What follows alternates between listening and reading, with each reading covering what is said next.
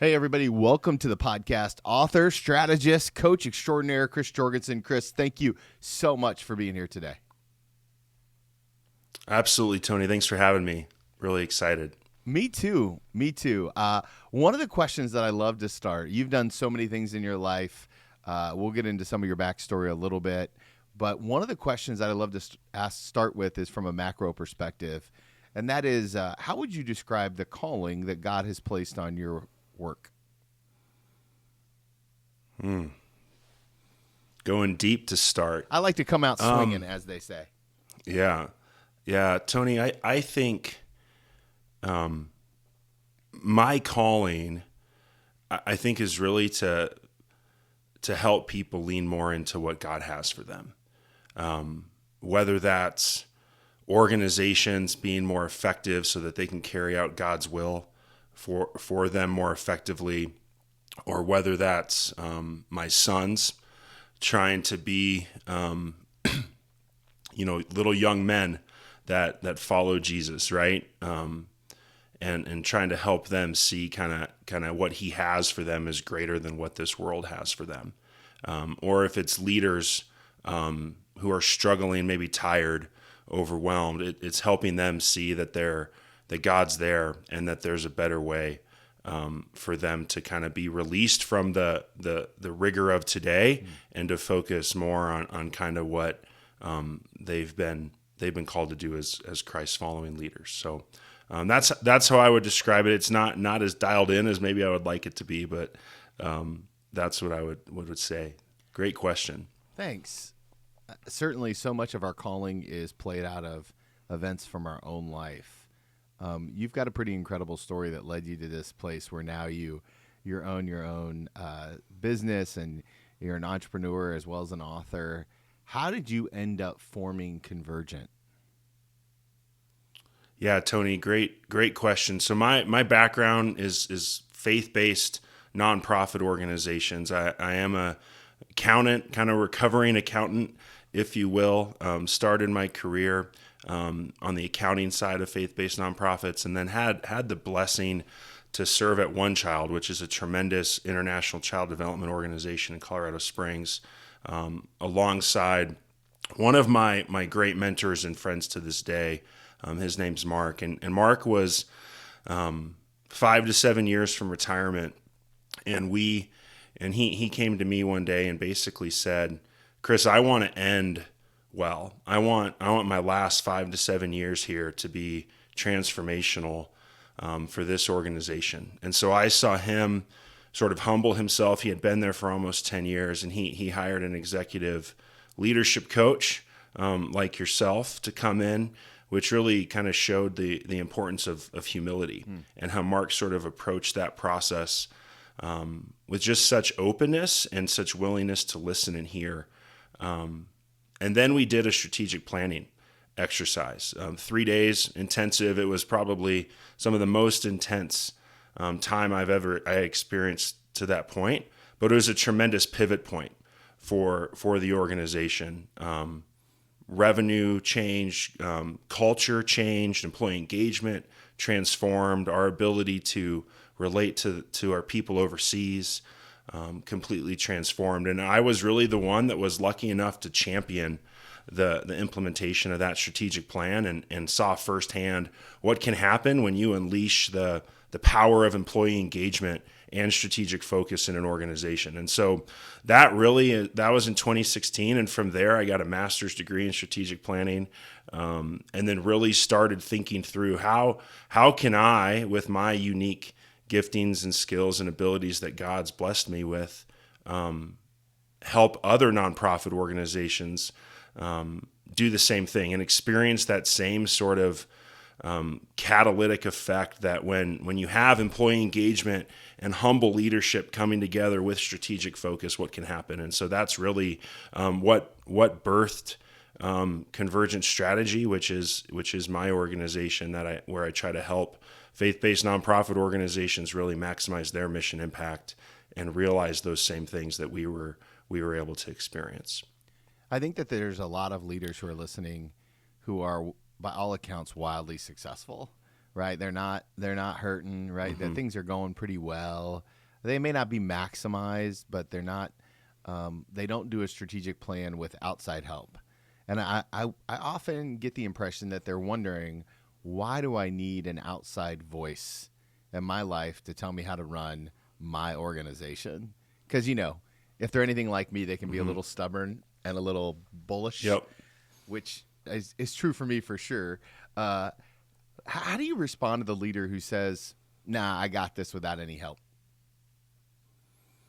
Yeah, Tony, that's a really good question. And in reality, they can successfully lead strategic planning. I think it's a matter of it's the leader when you're the leader in an organization, or any leader in an organization, you need to wear that hat, right? You need to wear your executive leadership hat in that strategic planning room, because only you can bring that voice.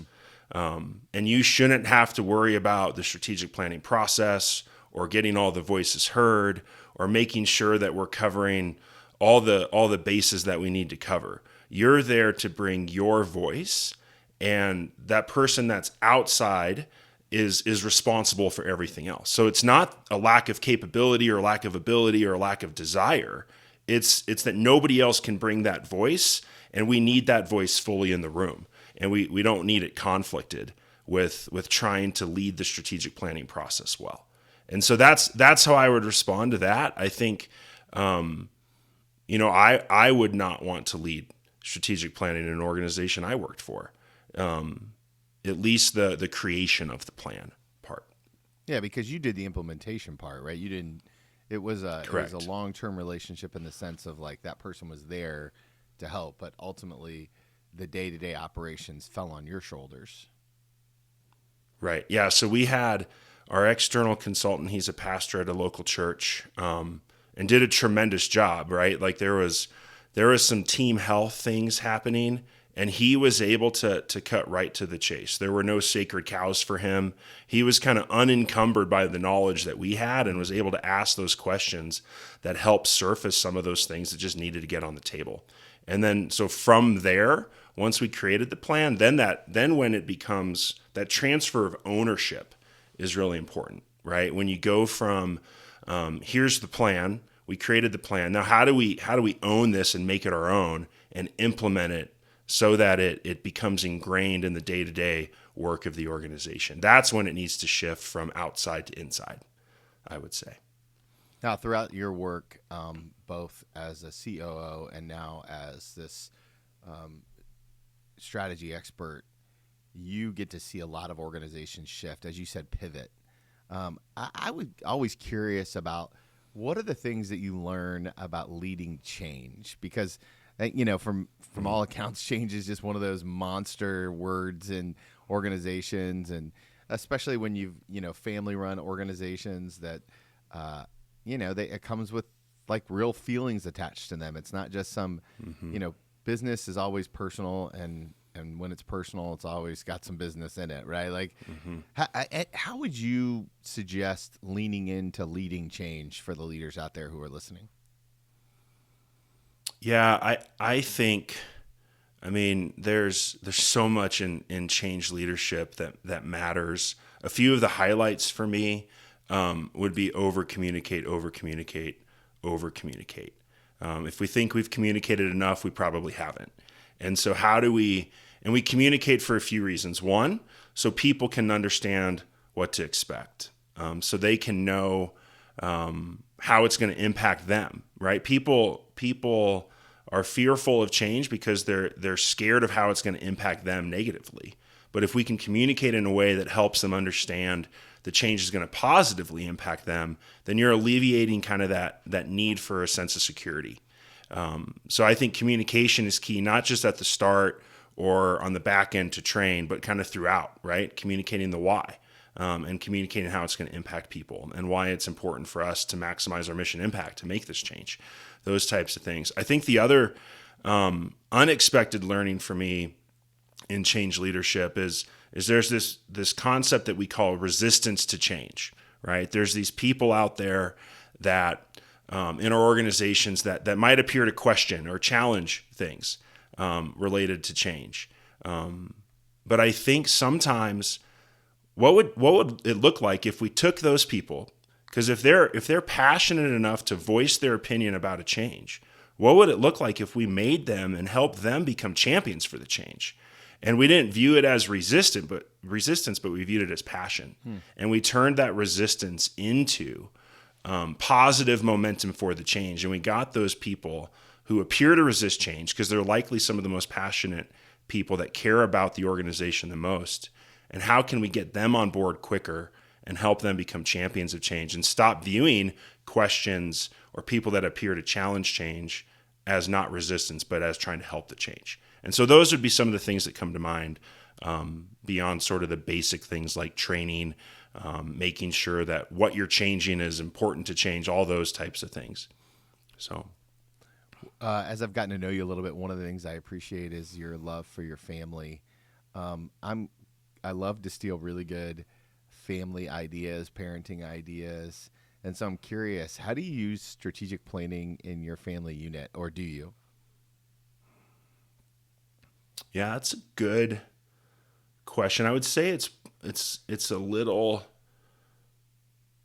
loose from like where we like what are our goals. I don't know if we have goals as a family, but it's probably more on that values side, right? Like, so how do we every day behave in a way that people that we're going to treat people like we would want to be treated, and maybe even more importantly, like they would want to be treated? How do we put others before ourselves? And so, any strategic plan starts from the mission, the vision, and the values of an organization. And so, and those things are foundational. And so if those things are right, really the organization is going to be on track if they're in focus as well. So how do, as a family, my wife Cynthia and I try to instill those types of values daily, and not just for our boys, but for ourselves, right? How do we have patience with other people? How do we kind of step out of our self and focus on others more? Those types of conversations happen often, which really kind of comes back to the core values of our family. Yeah, one of the things that I really believe is that true mastery comes from teaching, not just knowing, right? And so in that process of teaching your boys, I can imagine that that it really goes a long way to help cement some of that. There's nothing more conviction than correcting your kids on an area of your life that you struggle with as well. Right. It's like the more you do it, the more you realize you have no idea what you're doing or how far you have to go, right? You've made some pretty bold moves, including starting this business and the writing of the book. And how did you discern God's voice when he's telling you to move, right? And how does that process continue for you? Because I'm sure you get inundated with client requests and opportunities, and we always have to, as they say, pray through the right yeses and the right nos. How do you know when it's God and not just the burrito you ate the night before? Tony, that's a really good question. I think maybe this is a roundabout answer. So early in my career, I struggled with the concept of contentment. Because I felt like it was synonymous with complacency. And so I sort of viewed this idea of contentment as complacency or laziness, or we're not going to get better because we're content. And I think in terms of growth for myself, is contentment does not equal complacency. Yeah. And it's when you can combine contentment with a growth posture that really puts people in a good spot to be able to hear from God. So if you're content and you have this desire to grow and learn and to be where God wants you, and you hold things loosely and open-handedly, you're kind of ready, but you're also peace-filled. So you're not impatient, or you're not trying to rush things. And so I think that mindset shift was transformational for me. When I realized that contentment and a desire to grow and learn and be sanctified and try to be more and more Christ-like every day, even though I have so much further to go, really just took some of the pressure off, right? and some of that feeling of inadequacy. And so I think that's number one. Number two, I think, to answer your question, is I try to always one, pray, and then two, get my my trusted counselors around me to speak into kind of what I'm sensing, what I'm feeling.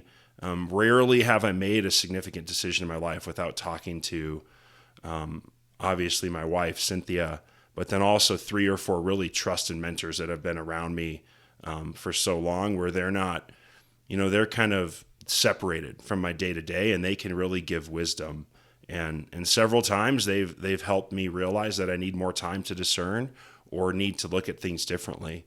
And so I think that's all of that. I think is important. And my main prayer in those moments is, God, your will be done, not mine. This is yours, God. This isn't mine. Yeah. And I think when you have that posture of open-handedness, then it's almost like whatever decisions you make, that God's going to have you. So, just to drill down a little bit, you talked about that kind of transformational moment in your own journey. Was it a situation that you put yourself in that led to that transformation when you kind of realized that thing for you? Because I think a lot of leaders are searching for those kind of moments in their life, and I'm curious how you got yours. Yeah, I think, Tony, so when I was new in my career professionally, I was impatient. I was an achiever. I need to get a promotion as soon as I can. And I think the realization that, I think if I could tell my younger self a few things, it'd be to slow down, enjoy the life stages that you're at. Don't be in a hurry. You have a 40-year career ahead of you. Don't rush. And I think it was is that kind of experience and realization and some success that led to pretty early high levels of responsibility, combined with some wise people around me that helped me put that 2 and 2 together. So I wouldn't say it was like an aha moment, but it was several sort of learning experiences along the way that sort of helped shape that, which is impacting me today, because it is like this, whatever happens with Convergent strategy is God's, it's not mine. And the only thing I can do is show up today and do my best and work really hard for the people that that I'm blessed to serve. And he's going to do it with it, what he's going to do with it. So that's awesome. I love that answer, that open-handedness of it all. One of the things that I appreciate about this latest writing is your heart in it is laced throughout. Like I can see, as I've gotten to know you a little bit, I can kind of see your heart, and it really starts with the dedication page. And I love to read dedication pages, and so it's not something that a lot of people do, but as a podcaster, I get a lot of books, and you can see a lot about a person from the dedication page. And I'm just going to take a second and read yours, because I think it's a really good indicator. It says, "This book is dedicated to the glory of God. I wrote this book for leaders who have the right intentions, but who may be stuck, tired, or weary from the grind of leading through difficult seasons, or leaders who simply desire to grow on their leadership journey. No matter which one applies to you, my prayer is that Nehemiah's leadership example encourages you and transforms your impact." I love that dedication page. It's so well written. So let me ask you this. When you write a book like this that's so heavily based off the text, because you really do walk right alongside Nehemiah's journey throughout the book, does the book start and then you find Nehemiah, or does you read Nehemiah and then the book is born? Yeah. So Tony, I actually never thought I'd write a book. And so the book, I was doing a Bible study, just morning quiet time, on the book of Nehemiah in early 2022. It was January, February, March of 2022. And in that season, it was still COVID.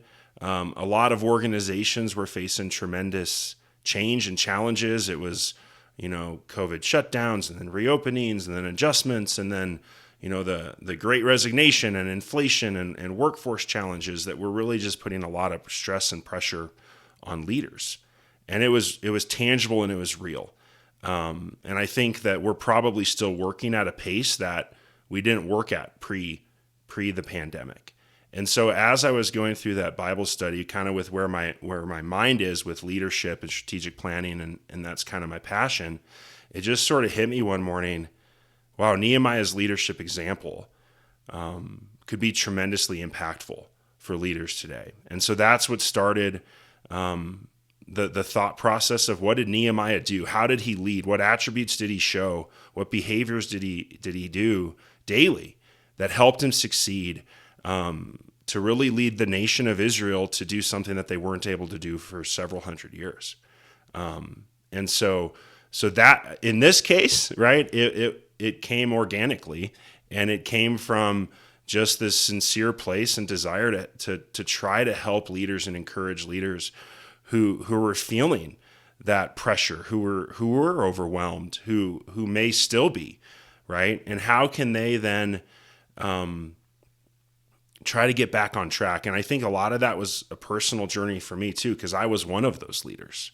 I was one of those leaders that was impacted by the pressure of that season and the uncertainty and the ambiguity. And, one day is completely different than the next. And there's seemingly unsolvable challenges ahead. And so it sort of was also something for me to just learn about how, ancient wisdom from Nehemiah could impact my leadership ability as well. And it turns out, nothing is new under the sun. And a lot of the things that he did, are kind of foundational to a lot of leadership development and things like that today. So the book is really, it's really that, and that's where it came from. But yeah. One of the things I appreciate about the book is that you do a really good job of taking us through different stages of the leadership journey, right? And that's kind of how you broke down the chapters. So you start with kind of an intro with heat and pressure, then you go to passion and calling, and then courage, wisdom and discernment, preparation, and lost my place, humility, vision, action, perseverance, and then intentional leadership. I'd like to just take a couple of those chapters and just get some of your thoughts on them. Mm-hmm. I think they're all good, but we're not going to obviously have time to hit all of them. So, when you think about vision, and because vision's one of those words that's like, man, every great leader has vision, right? Mm-hmm. And you kind of start off by talking about the tension between too much or not enough. What are some of your thoughts about vision mm-hmm. when it comes to leadership? Yeah, so vision is something, it's interesting because when you think of leadership, you think vision. You think big ideas. You think this, 50,000 foot view. We're going to climb that mountain. That's where we're going. And I think if we look at Nehemiah's leadership, his vision matched the intensity and the reality that the people were facing. His vision was not too big for what they could achieve, and it wasn't too little. It wasn't too unambitious. It was the right amount of vision for the context of the situation, and I think that's really the key takeaway. Is all leaders need vision, but how do we make that vision connect with the reality facing our organizations? And that sometimes takes a ton of humility from leaders to say, you know what, I know that's where we want to go, but right now we're only going to talk about going here because that's where we're at today. Or sometimes it's we do need to go there, but it's all about connecting that vision to the reality of the organization. And then Nehemiah's example of how he set his vision, or like when he was ready to communicate that vision, it wasn't just like on a whim. It was based on everything that came ahead. But when he did it, it was only 2 verses. And it was really quite simple. But he finishes with why they could succeed. So a lot of times the leaders will talk about this is where we're going and why it's important. But Nehemiah didn't leave out or neglect why they could achieve it. And largely that was because God was with them and they had each other and they had God alongside them. And he pointed back to previous success. So I think not neglecting the why that it's possible to achieve it is also an important thing. So the right amount of vision for the context and having that humility to kind of take the time to understand what that is, and really communicating what I call the second why, which is why it's possible. Because people need to be encouraged and motivated, and knowing that it's achievable is one of those elements. You work with leaders frequently. You help them develop these strategic plans. I would imagine that you've come across your fair share of like amped up, super charismatic, vision-driven leaders who are ready to go find world peace. How, when you come into an organization, you find a leader like that, it could very well be me at any given moment. How do you turn the temperature down of that leader without turning off their passion? Yeah, and it's not necessarily toning down. It's how do we get the information we need to know how much of that vision the organization's ready for, right? And so strategic planning should be done with an assessment-based approach from the start, right? So we need to understand where we are as an organization before we can understand where we're going to go. We need to know where we've been before we can know where we're going to go. We need to know what the people we exist to serve are facing before we can determine where we need to go. And helping visionary leaders that are very excited and passionate about their cause, when they can see kind of some of that unfiltered truth about the reality that where their organization is, understand where the people in their organization are, typically are able to come right alongside that once they're able to see that information. So it's really that kind of that time of learning about who we are, where we are, and what we're able to absorb right now is what sort of helps kind of bridge the gap between maybe where the vision is and what the organization's ready for. And then I think it's also sometimes we have to, the dreamers just are able to dream, and we need to surround them with people that can operate and implement, right? So it's how do we have people that complement each other in the room as well, to really make sure that all strengths are leveraged to the most, to the highest place possible.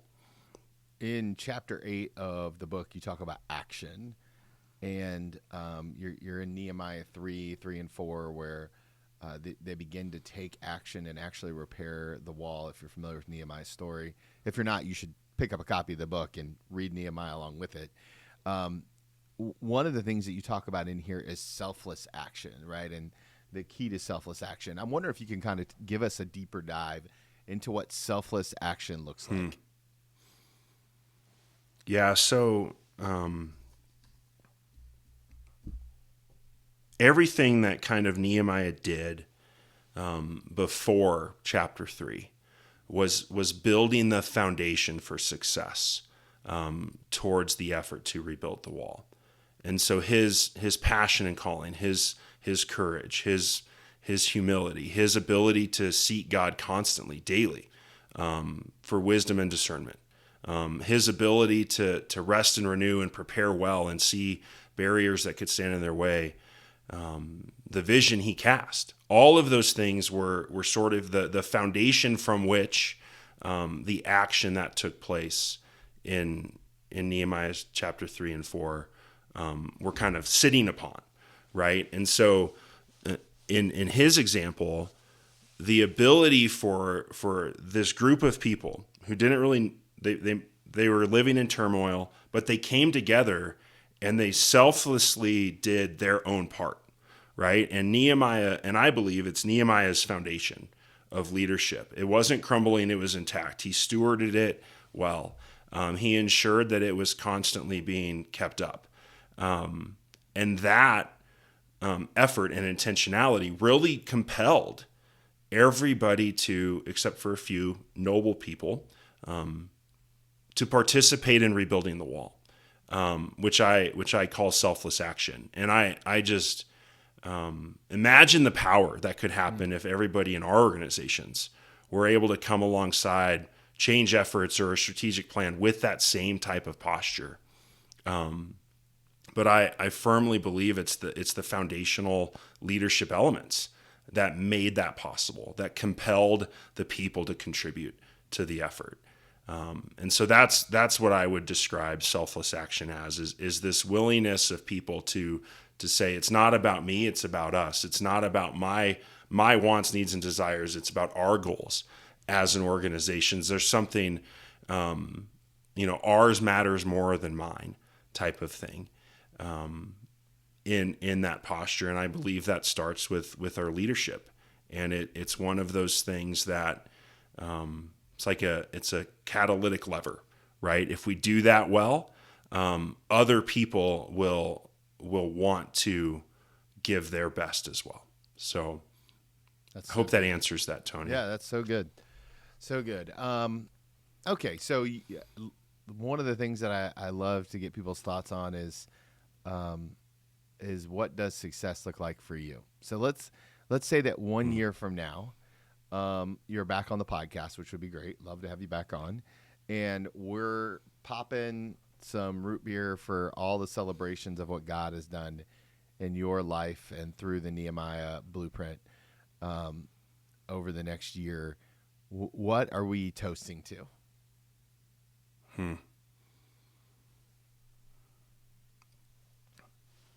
Yeah, I think impact on people, right? So the organizations that I try to help, they all have a mission, and that mission is to do something usually kingdom-minded for people in need, right? And so success for me means that those organizations are more effective towards what they're trying to accomplish. And it's not really a how many organizations number. It's a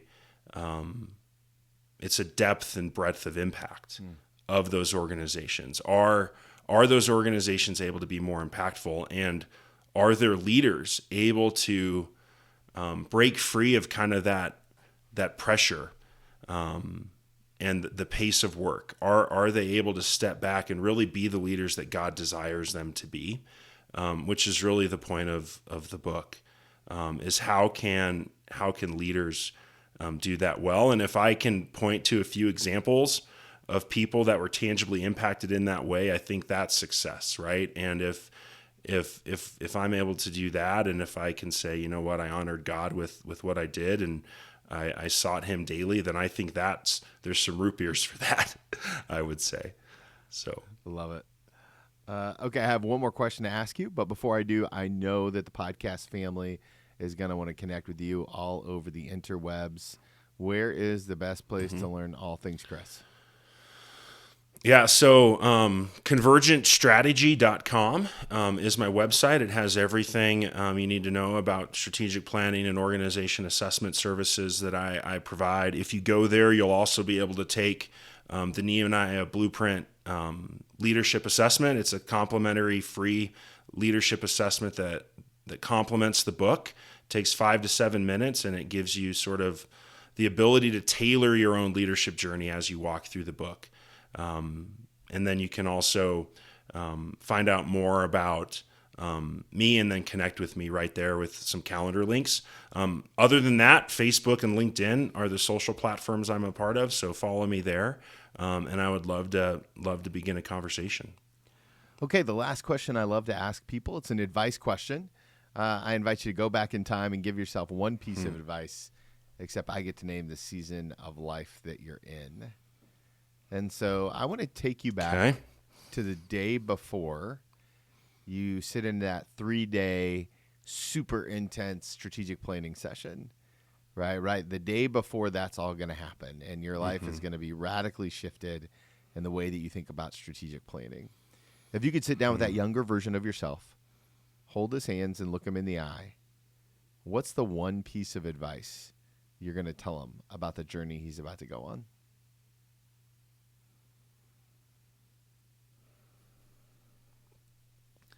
I'm not. Wow. The words that are coming to mind are buckle up, right? Like get ready. You have no idea how God is going to change your perspective in what you care about and what you're passionate about, because there's this whole other thing that you're gonna, in just 8 years, be tremendously engaged and involved in, and passionate about going forward. So I think it's kind of this get ready, lean into Him, and just be open to where you're sensing Him taking things, and not close doors but open them. Be kind of willing to try something that pushes you out of your comfort zone, I would say. That's so good. Chris, thank you so much for your generosity of time, your heart for leaders, for the work that you put out into the Nehemiah Blueprint. I think it's a fantastic resource. It's got so many tools in it. I can tell that you really poured your heart into it. And so on behalf of readers and listeners, thank you. Thank you, Tony. It's been awesome being here.